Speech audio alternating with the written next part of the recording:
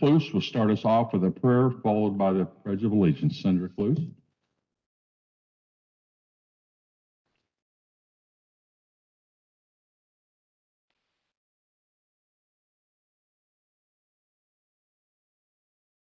Test.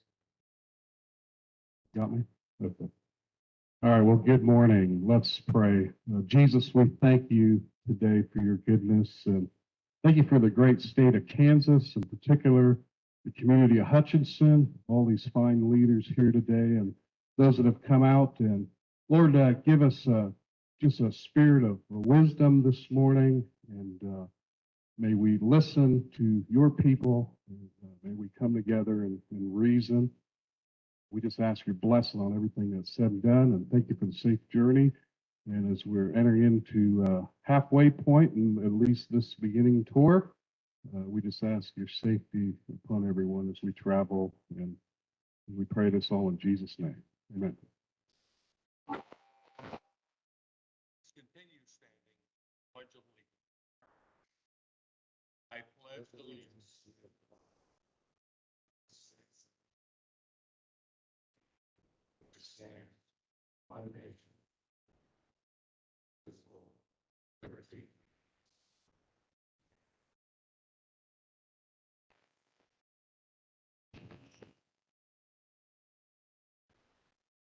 Thank you. We're on. I want to again thank everyone here today. We are excited to hear from the public and your thoughts about your community.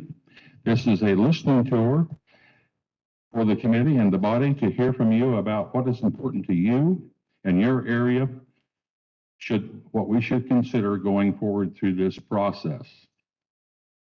I'd like to take a few minutes to introduce a few of our members of the committee.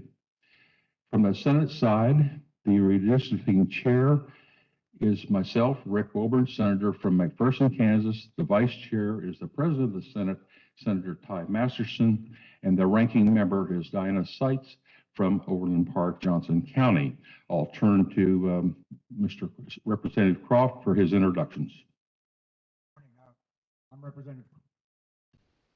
Representative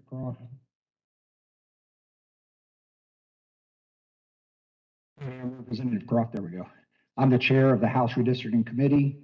To my right is my vice chair of the committee, Representative Brad Ralph, and to his right is the ranking member of our committee, Representative Tom Burrows. And also want to recognize in the audience, or here on the stage actually, is our House Minority Leader, Representative Tom Sawyer. Most importantly, we want to acknowledge you, the audience. Thank you again for being here. It's very important. We're about halfway point through our tour.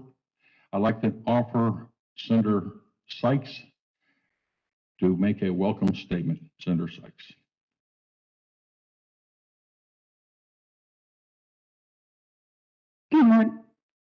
Good morning. I'm Senator Dinah Sykes. I represent the 21st District, and it is an honor to be in Hutchinson this morning. Thank you to Hutch Community College for hosting us, and more importantly, thank all of you for engaging with us this morning. This is the first of hopefully many conversations that we will have with you as we are developing new maps.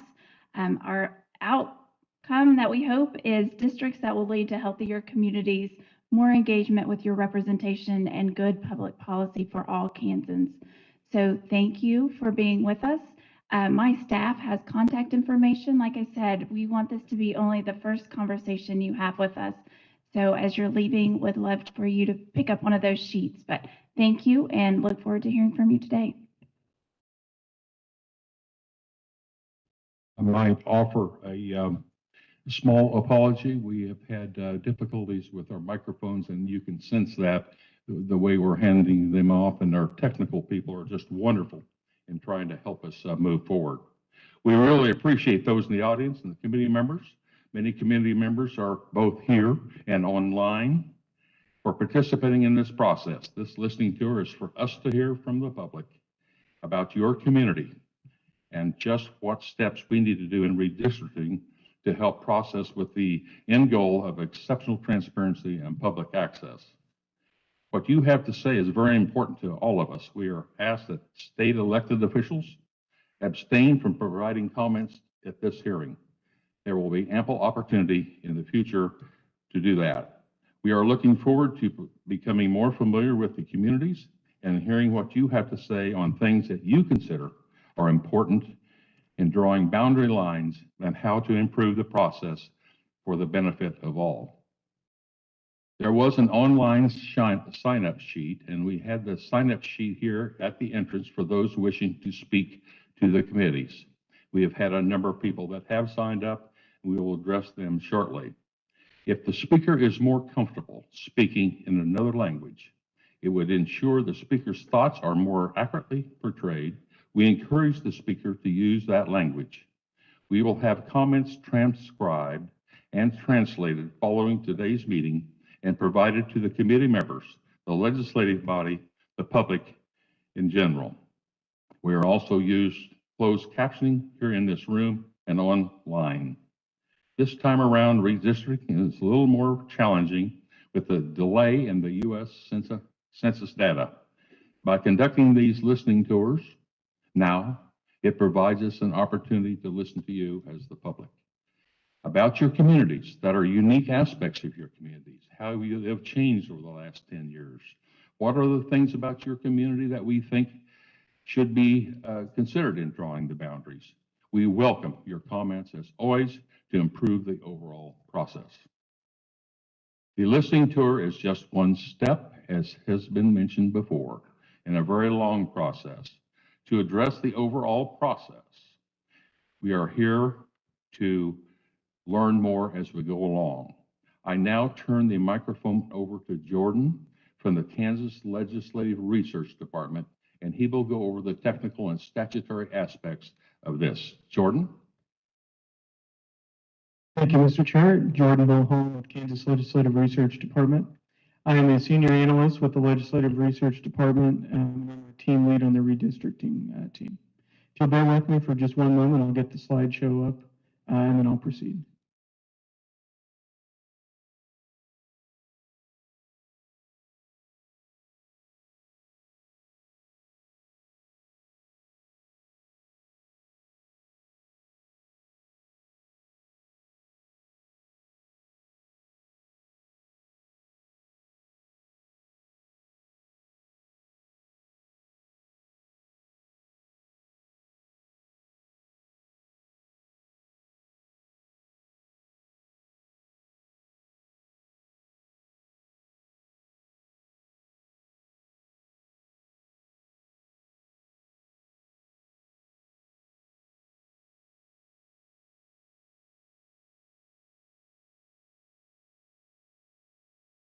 Thank you, Mr. Chair, for your indulgence in getting the slideshow up. I'll go ahead and proceed.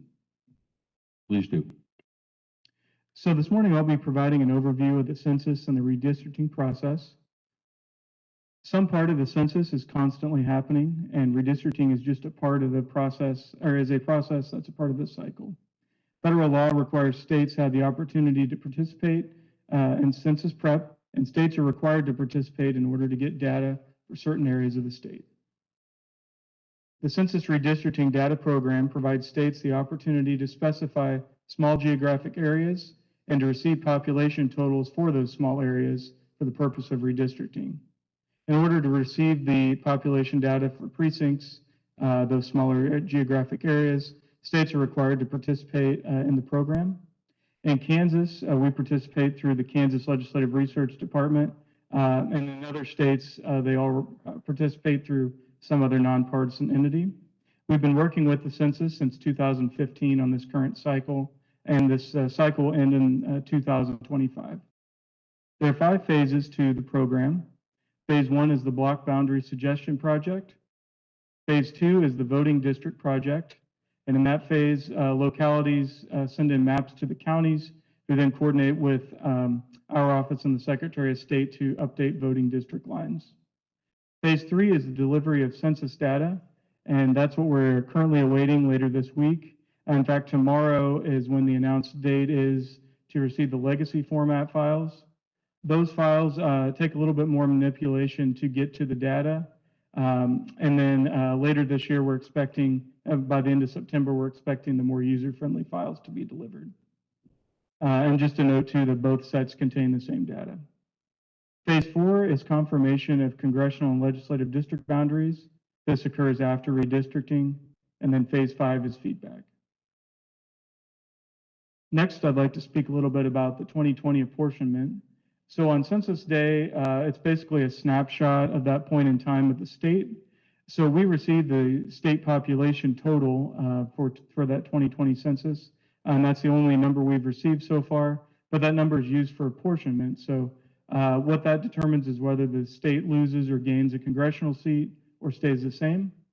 We were informed that the 2020 total population of Kansas is 2,937,880, and that's good for a gain of 84,762 persons. And Kansas did not gain or lose a congressional seat for this cycle. Next, I'd like to speak about the adjustment that was previously conducted. So between 1988 and 2019, the Kansas Constitution and Kansas state law required adjustment for military personnel and students. In 2019, the legislature passed a Senate concurrent resolution, and that was later placed on the ballot and approved by voters, which removed that requirement. Next, I'd like to speak a little bit about the redistricting process. So this begins as a legislative process. These maps are drawn. The maps are then converted into bill language. That language is then assigned to committee, and then the whole committee process occurs. There's hearings. Testimony is able to be submitted for these maps. Amendments can be made to these maps, and it goes through both chambers that way. The legislature will propose, vote on, and approve maps for Congress, Kansas House, Kansas Senate, and Kansas Board of Education districts. And as part of that bill process, it'll go to the governor next. So the governor will have the opportunity to sign, veto, or allow the bill to become law without signature. And then after that point, the Kansas Supreme Court is required to review and approve the state maps. The next slide has a little bit more information about that process. So after these bills are passed by the legislature, they're published in the Register immediately. The Attorney General is then required to petition the court to determine validity of the maps, and the court has a certain deadline from the filing to enter judgment. If the court says the maps are valid, the process is complete until the next cycle. However, if the court says the maps are invalid, they must be redrawn by the legislature. I've listed the next several steps here, but just know that the process basically would repeat itself until the court approves the maps. I'd also like to highlight the Klrd resources that we have available for you all. So currently we still have the 2012 maps up on our site and the related reports. For each map that is subject to a technical review, there's quite a number of reports that are then run on those maps. And you can see the text is really small, I apologize, but we have a snapshot here of all the many different reports that are available. So if you're interested in seeing what reports are available for maps, you can visit our website, ks.gov, and then we have a redistricting page that you can access from the home page. And finally, I just wanted to highlight our contact information. So we have an office in the State House. You can phone our office with questions. You can visit our website where we have a link to our email, and that email is redistricting@klrd.ks.gov. And feel free to contact staff with questions if you have any. And I've also listed our individual staff emails here as well. Mr. Chair, I believe that concludes my presentation. Thank you, Jordan. Thank you very much. Some of you have previously signed up and sent in more lengthy public comments as of yesterday. These documents are in the inboxes of each committee member and are posted online on the legislative website for Redistricting Committee, kansaslegislativeresearch.org. If anyone who wants to provide public comment later, please send comments to redistricting@klrd.ks.gov, or you can visit the website. The legislative website does provide instructions for providing your comments, And we do ask that you follow those instructions. There is no cutoff date for the public to file their comments. The House Committee Vice Chair, to my right, Representative Brad Ralph, will maintain a timer, and we will indicate a card of your remaining time. The Vice Chair will start with 2 minutes, then 1 minute, and then 30 seconds. This will give you the opportunity to wrap up your thoughts. When your time is expired, we will hold up the card and ask that you honor that card at that moment. Today, we are allocating 5 minutes per presenter. Again, a brief reminder, we have received several comments on the process, and we do appreciate these comments, and we continue to welcome those comments. We'd also like to hear about your communities, how they've changed the last 10 years. What are some of the special needs of your communities? What considerations, something you feel important for us to be aware of as we go through this process? We want us to have our minds when we are potentially drawing boundary lines as we are planning our future events. It is important for us to hear from you specifically about local issues. With that, we now turn to the first speaker, and the first one is Kathy Sexton from the city of Derby. Please go to the microphone and identify yourself. Good morning. Hello, I'm Kathy Sexton, city manager in Derby. Thank you for the opportunity to drive over to the lovely Hutchinson today. Hopefully the Hutch people don't kick us out here. Derby is about 25,000 people, and we are located just south of McConnell Air Force Base and south of Wichita in Sedgwick County. We identify heavily with the Air Force Base because we have both active duty people as well as reserve, as well as many veterans in our community. So it is part of our tradition in Derby. Thank you for the opportunity to come here and for your upcoming work on this. We know it's a difficult issue to work on. Our purpose today, and I say our because joining me is Mayor Randy White. He's right over here. Thank you, Mayor. Just will be brief, but our city council did just meet last night and took a look at this information and our testimony, and just wanted us to come to stress to you that Derby, you asked to hear about our community, so I'll tell you our community is one of the faster growing communities in the state and has been growing really for some 30 years. Has been since the 50s, mostly 90-some% residential, but in more recent years has really become a regional hub of activity, whether you talk about medical facilities, our brand new hospital that opened a couple years ago, and plus the retail and restaurants. So it draws people in every day now to work, to shop, to eat. That did not used to happen 20 years ago. And all that growth has really been happening since 2005. So a lot of growth. That 25,000 is our approximate now. We anxiously await the census data to see if that's accurate or not. But it has bumped us up from when I started as city manager in 2006. We were the 18th largest city in the state, but now we're the 16th largest city, according to the census estimates. So we'll see when the real census comes out. But for the past 10 years, though, Derby has been split between 3 Senate districts. And that is a precarious position for us since we hold no substantial piece of any of those 3 districts. So District 16, Senator Masterson, thank you for being here and for serving Derby for 10 years. That district has 12% of the people in that district are Derbyites. Okay, so about 65,000, probably you're planning for about 70,000, I would guess, per Senate district coming up. And so right now, from the 2012, that's only 12% of that district are Derbyites.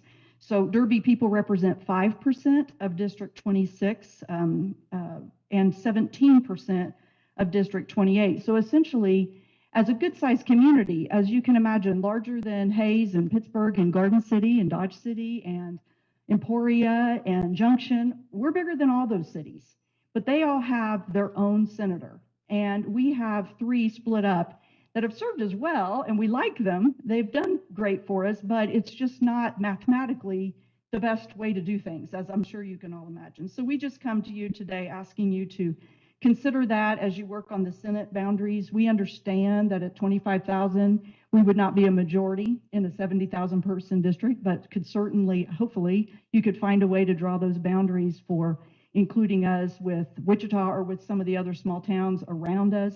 But certainly would appreciate your consideration of that. And on the House side, we're much better off with 2 districts, and I think that would probably be around 20,000 you're probably shooting for on the House side per district.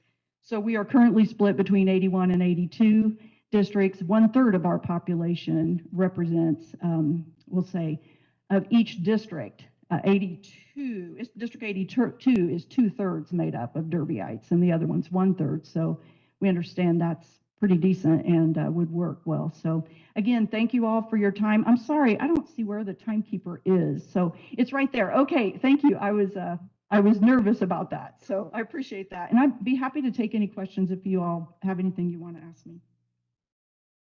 Thank you so much for your presentation. Thank you. We now turn to Denise Brodsky, Reno County Democratic Central Committee.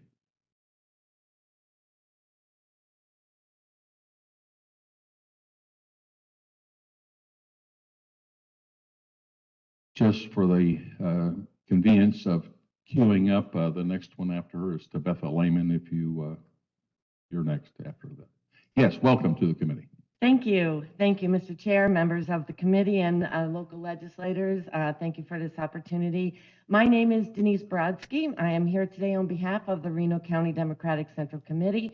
The Reno County Democratic Central Committee believes in fairness and inclusiveness and are committed to putting the people of Kansas and Reno County first. We question this committee's commitment to the same goal of inclusion and a fair and transparent redistricting process. It is clear by the public statements made by members of not only this committee, but that of other GOP leaders rushing through 14 hearings within just 1 week without adequate notice and scheduled at times when most working Kansans are unable to attend proves one thing: you are more interested in gaining power in your own favor than having meaningful public input of your constituents. Without detailed 2020 census data, we cannot make suggestions about the composition of fair districts at this time. No one, including yourselves, has had an opportunity to see detailed census results and determine what changes, if any, are required to maintain equality of populations in our community. Kansans deserve to elect the leaders who best represent their interests, not the other way around. The Reno County Democratic Party stands with our fellow organizations such as the NAACP, the League of Women Voters, Reno County Democratic Women's Group, and others who make up our diverse 1st Congressional District and urge this body to keep our communities together versus diluting and potentially disenfranchising our neighborhoods. Districts should be both compact and contiguous as possible. Major changes in the current makeup of the Kansas congressional districts will disproportionately impact our minority and underrepresented communities that are already struggling to have their voices heard. We ask that you follow up with this listening tour with additional well-publicized and widely accessible opportunities for Kansans to participate in the process and prior to the start of the 2022 session. Only then will you understand what your constituents identify as their communities of interest and fair representative districts. We ask you to preserve the core of existing districts in Reno County. We urge you to stay bipartisan in the process, avoid gerrymandering, and preserve the integrity of this political system and regain public trust in the process itself. I thank you for your time and attention today. Thank you so much for your presentation. We now turn to Tabitha Lehman, League of Women Voters. Is Tabitha here? Welcome to the committee. Hi, my name is Tabitha Lehman, and most of you are familiar with me. I am the former Sedgwick County Election Commissioner, but I am here today on behalf of the League of Women Voters, and I believe that you have actually heard quite a bit of testimony from the League already. I will hit a couple highlights, but I wanted to bring up a segment of people who are not frequently discussed or thought of in the redistricting process in my testimony as well. So my first area of concern from the League is that we don't have the census data yet, and you've heard that already from a speaker today, so I won't continue that point very much. And then also that the listening tour was scheduled very quickly, and I just asked that I've heard rumor that there may be another set of listening tours. And if that's true, I thank you for that, but just ask that you give more time for people to be able to react. If I wasn't currently unemployed, I wouldn't have been able to be here myself. But the thing that I really wanted to hit on today is, again, you asked for how redistricting affects the population in our area. And of course, I am from Wichita, but this was the most convenient tour for me to hit today. But I did want to talk actually about our election officials because their jobs are hard. We all know their jobs are hard, and they are hard across the country and in the state of Kansas. And as an election official who was in office in 2012 when the maps came out incredibly late, and we had to delay filing deadline, and the maps came out, Friday, I think it was, when the new filing deadline was Monday, and people apparently thought we had that Staples easy button to tell them what district they lived in by Monday morning, and that was simply not true. There is no easy button in elections. And first of all, I would like to be very clear, I am a former election official. I don't want to run awry of any new state statutes, but I would like to advocate for them. We literally, in our office, did not get to go home many, many nights after those maps came out, trying to have them prepared and ready. So the timing of these maps coming out, election officials not having, and I would like to caveat this with, we have absolutely phenomenal election officials in this state, hardworking, amazing people, and they will get this job done because that is who they are. However, anything that you can do to make their jobs easier, because the reality is if they make a mistake, that disenfranchises every voter in this state. So I am asking you to give them the tools they need to do their jobs, find a way to be bipartisan, come to an agreement sooner rather than later, and please think of them in this process because very few people actually do. And when you have a moment, send them a thank you note because they just came through one hell of a year. Thank you. Thank you so much. Very good. We appreciate your input. We now turn to Calvin Wright with the NAACP of Hutchinson. Welcome to the committee, Mr. Wright.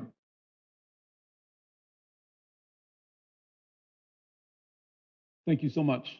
And thank you for the opportunity to speak on behalf of the NAACP unit in Hutchinson, Kansas, and my community of color here in Hutchinson. My name is Calvin Wright, and I speak today as the president of the NAACP unit in Hutchinson, Kansas, a resident of Hutchinson, Kansas in the 104th House District. And I speak to you as an American who's retired from the Air Force and did everything that I possibly could to ensure that everyone in America had a voice. I speak to you as a chief officer of Hutchinson Regional Healthcare System, which is the largest employer from Hutchinson West. And we serve the community as a whole, and we have specific concerns. And I speak to you specifically, as I said, of as the president of the NAACP, and out of a concern for communities of color here in Hutchinson. My specific request to you is that you, my elected Kansas legislators, relinquish your power on this redistricting matter and willingly give this historical decision to a nonpartisan, impartial body to decide. The first 2 decades of this millennium have proven to be incredibly eventful with regard to political representation in the United States as a whole. America's first Black president was elected and re-elected to a second term. The country elected the first woman, the first Black, and the first South Asian person to serve as the vice president. Thousands of elections have been held for official positions in municipal governments, state governments, and federal government. Our nation has continued to grow more racially and ethnically diverse. These realities certainly show progress, yet there's much work ahead to ensure full and meaningful representation of people of color in elected office and to safeguard the equal opportunity of voters of color to elect candidates of their choice. In the face of many changes in our state's political and demographic landscape, one thing remains constant. The people of Kansas are the bedrock of our system of government, and it is our right to engage in the political process to achieve a more equitable state and better lives for everyone. Achieving equal representation and being able to cast equal and effective votes depends in part on redistricting maps that are drawn fairly to reflect and respect our communities. Hutchinson is a unique urban center located in the heart of rural Kansas. We have communities of color in Hutchinson that have different experiences and behaviors and needs that our rural neighbors do not have. I urge this committee to bind our communities of color together as they consider political boundaries that will be in place for the next 10 years. Binding our communities of color together preserves the power of our vote and serves to ensure that our voices are heard by you, our elected officials. Our request is that our elected Kansas legislators relinquish your power in this redistricting matter and willingly give this historic decision to an impartial body to decide. Thank you for your time this morning. I thank you so much, Mr. Wright, for your presentation. We now turn to Alan Albers. Mr. Albers here. Please come forward and state your name.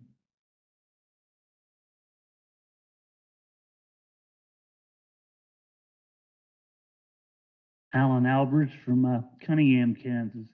And we're located on western, 2 miles from the Pratt County line. So I've got some experience with Kingman County, Pratt County, and we're only 5 miles from Reno County. And I taught school for 7 years in Barber County. But my family has farmed in western Kingman, eastern Pratt for 125 years. And I taught school for the last 15 years of my career, and my wife and I are retired now. But I was surprised at the last redistricting, and I believe I'm correct on that date, but how Pratt County had always been in the big first, and then Kingman County always in the second district.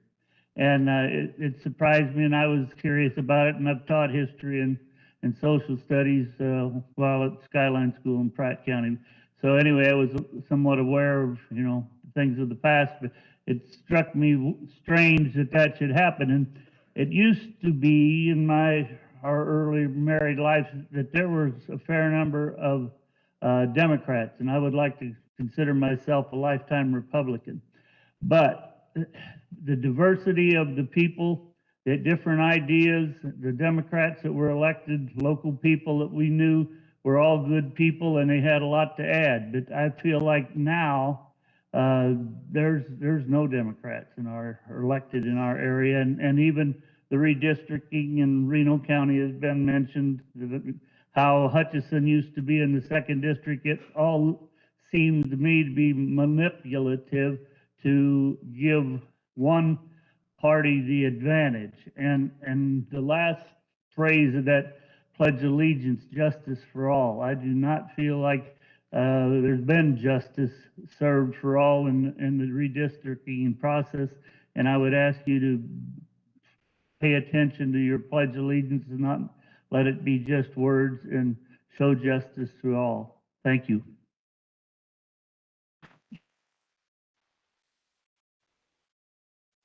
Thank you. We appreciate your comments. We now turn to Medford Holmes, representing rural residents. Is Mr. Holmes here?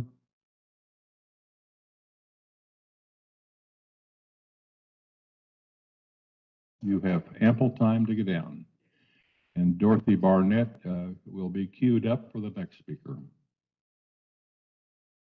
Welcome to the committee. I am Alfred Holmes from rural Plevna, and it was good timing because I'm kind of a Democratic version of Mr. Alpers. I have those same concerns, and they tell me my statement has already been put on file. It was kind of tardy. It was at 10:30 last night, but you can read that, and I'll spare you that. But I might add one thing to it when you read it, and I'll count you to do that.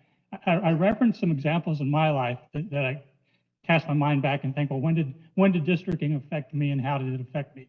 And you may be surprised when you read my examples that people from the middle of Wichita and the people from 3 miles outside of a town of 99 people can benefit by sharing the knowledge, as Mr. Alpers was referring to, and governing that way. Now, here's an additional thing that I put into my written statement. I reference Kansas partition laws as an example of how things can work or not work within the state. In 2019, Iowa became the 11th state to change their partition laws to not have their terrible exploitive impact on a person trying to preserve a multi-generational family farm. In other words, somebody like me, and that's become a cause for me. And if you look at Iowa, they changed the law in 2019, and it passed the legislature, came within one vote of being unanimous. So the different parties can get together and find out that they have common goals. And that's an example. But either it's a different mindset in Iowa, or there's different districting going on in Iowa. But you might consider the examples that I gave as how districting can affect, or redistricting can affect ideas that are important to rural Kansas. Thanks for your help. Thank you, Mr. Holmes. We now turn to Dorothy Barnett with the Climate and Energy Project. Welcome to the committee, Dorothy. Good morning. My name is Dorothy Barnett. I live at 129 West 25th here in Hutchinson. Many of you on stage know me as the executive director of the Climate and Energy Project, nonprofit, nonpartisan, focused on climate action and the clean energy economy. I'm here today to encourage you to put politics aside and focus on the important task at hand. I know that's possible because I've seen it work in Topeka as it relates to support for wind and solar. So while it's certainly possible for one party to control the maps, it is not the direction we should be headed. We are facing additional economic crisis and environmental crisis, and we need to be creating the solutions for Kansans together. I believe that the first step in creating solutions together is to build trust. Creating the fair maps is one way to build trust between the legislature and the communities that they serve. As a citizen of Hutchinson, I've been largely satisfied with the district maps as written, and unless we see data from the census that requires the change, I think Reno County's maps are fair and equitable. Thank you for your time. I appreciate that this is a difficult task, but really believe that together we can find a solution that works for all of us. Thank you. Thank you, Mrs. Barnett, for being here, and thank you for your presentation. I now turn to Anthony Pritchenmaier, if I have pronounced that properly, I hope, is welcome to the committee. Thank you for having me. My name is Anthony Pritchenmaier. I'm a lifelong Hutchinson resident. First, I want to thank you for this opportunity. I'm here to speak on the behalf of people with disabilities in Kansas. The disability community is alive and well in Hutchinson. We live, we shop, and we attempt to thrive. Because of the way disability is, we make far less and are more likely to live in poverty.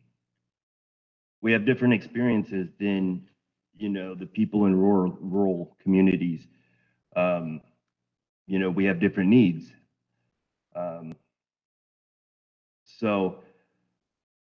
We live, we vote in this community. We'd like to keep our community together. We'd like to have our voices heard. So I would ask that you do not rush this process. I mean, as it is, it feels rushed. As you can see, we don't have a lot of people here that should be here because most of them are at work. So the scheduling was an issue. I would ask that you would gather more information from the U.S. Census to make a informed decision on this. In fact, as it's been said today, I would actually ask that you guys step aside and allow a impartial body to do this work, as you guys have the most to gain and we have you have the most to gain and we have the most to lose, and that's our voices. if these maps are drawn and people are displaced, people with disabilities are thrown in rural community district, we're not going to have the same representation as we would if we're stayed in our urban settings. I would ask that you guys follow the Constitution and use the data to complete this. Take every step to make sure that this is impartial and that your interests are left aside, and you complete this based on nothing but population, the geography, and the community interest as a whole. Thank you. Thank you, Mr. Pritchenmaier. Thank you, Mr. Pritchenmaier, for your presentation. I now turn to Victoria Velazquez. Did I pronounce that properly? And welcome to the committee. Is Victoria here? There you are. It's a little difficult to see from up here. Velazquez, am I right? My name is Victoria Velazquez. Good morning. Thank you for this opportunity to speak to you today. I would like to speak to you as a person who lives in Hutchinson and grew up on the south side part of the town. Growing up, I lived in generational poverty, and that is the same as my neighbors. We grew up knowing that we lived vastly different existences than people on the north side. For generations, people living in the southern part of town has made less and have had a higher percentage of people requiring benefits. Our life expectancy is lower than the northern part of Hutchinson. By changing the district boundaries, I feel that I will not get the representation that I asked for. I will have my votes diluted by people who do not have the same experiences and the same interests as I do. We have lived different lives. So I ask that you please be fair and impartial when doing this. Look at the statistics for each community. Don't break up groups that have the same interests. And someone living in poverty in an urban area are going to have different needs than that of someone in a rural community. Use the data and make this about populations, communities of interest, and geography, not political. Please do what's right for all Kansas. Don't break up our communities. Thank you so much. Thank you, Ms. Velazquez. We've had such a positive outpouring here in Reno County. I want to open it up if anyone else in the audience that hasn't registered, please come forward if you have some comments you would like to make. Seeing none, I do want to highlight we had some written comments submitted. Haley Graves, a private citizen. Sarah LaFrance, American Federation of Teachers. Betty Taylor, a private citizen. And that's it. Thank you. Representative Probst did submit written testimony. I apologize, Representative. Want to thank all of you for your input today and the specifics provided. This was really good input, varying all from different aspects within the community. It is our goal to achieve exceptional transparency over time and public access. This was I think the 6th or 7th stop on a 14-stop tour. And if you want to list the towns we've been at, it was Manhattan, Salina, Hayes, Colby, Garden City, Dodge, and now Hutchinson, with Wichita, Chanute, Pittsburgh, Overland Park, Kansas City, Leavenworth and Lawrence to follow. This is not the only time that you'll have an opportunity for input. We are working through what we will do officially after this tour and begin before the session begins in January 2022. When we return to session, there will be hearings and more opportunities to provide testimony. We wanted to get out now and hear about your communities, and that has been a success here in Reno County. And how you have changed and what other special considerations we should take into thought. If you think of something that was not addressed here today, we ask that you submit your comments by email to redistricting@klrd.ks.gov and through the website kansaslegislativeresearch.org. I want to again thank the Hutch Community College for providing this facility. I appreciate the city and Reno County for being so cooperative in this event. And I want to space a special thank you to our technical people because they've had trying times adjusting their equipment to every location we go to. Thank you to the audience and members of the committee again for participating in this process. Our next location is Wichita. It begins at 1:30. After that, the next location will be Chinook and so on and so forth. We are now adjourned and thank you again.